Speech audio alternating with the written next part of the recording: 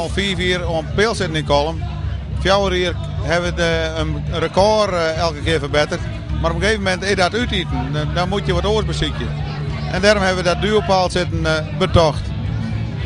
En toch in je tongen zit je aan 12 man op een peel zitten. Een heel prestatie.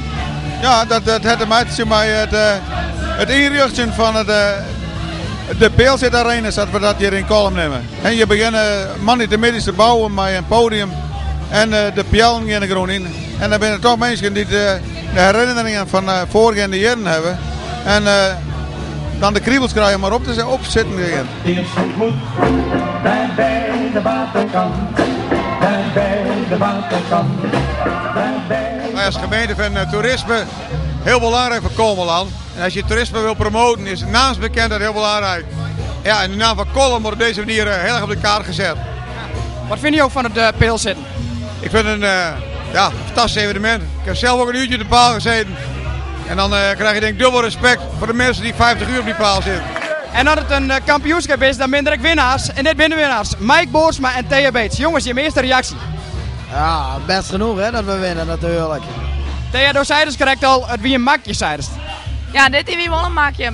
Beter dan vorig jaar. Ik had 1 dipje en dat was de laatste uren. Toen wist ik niet meer helemaal waar ik was. En was ik een beetje de weg kwijt. Maar ja, Thea steunde me vanzelf hè. Dus ik ben er wel doorheen. Wat wie de zwiste nacht? De laatste. Hoe ben je die er ook kwam? Ja, Thea weer hè, met de ervaring. Thea, hoe was Mike de laatste nacht erin gescoord? Ja, gewoon dom zijn en lullen. Gewoon praten. Je zit 60 hoe een binnenwander. Waar heb je het aan hoe? Ja, van alles en nog wat. Voor heel veel dingen eigenlijk. Maar wij ook in mijn stik dienen en dansen is ook zo'n ding.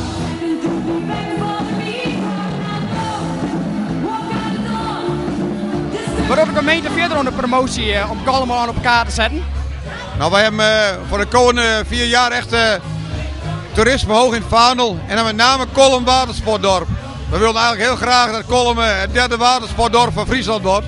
En naar Dokkum, Berchem en naar Kolm. En ik denk dat we daar de komende jaren heel erg aan gaan werken. We willen bijvoorbeeld een aantal bruggen in Kolm gaan verhogen.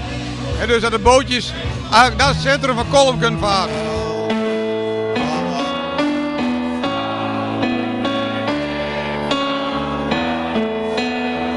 Ik heb vergeten nog in mijn dankwoord de buurt te betrekken. Maar als ze dit zeggen, dan wil ik hen bij deze echt nog graag bedanken. Want zonder mensen die dus steunen, en dat is een buurt, dat zijn vrijwilligers, dat zijn sponsors, en neem maar op, gemeente, kunnen we dit niet organiseren. Conclusie van het peel zitten 2010? Een groot succes. Was dat volgende jaar verdedigen of net? Jazeker. Weer samen hetzelfde duo hè. Dit duo zit kleven volgende jaar Thea of net? Ja, wij gaan samen de beker verdedigen. En ook van de jongen? Ja, dat is super.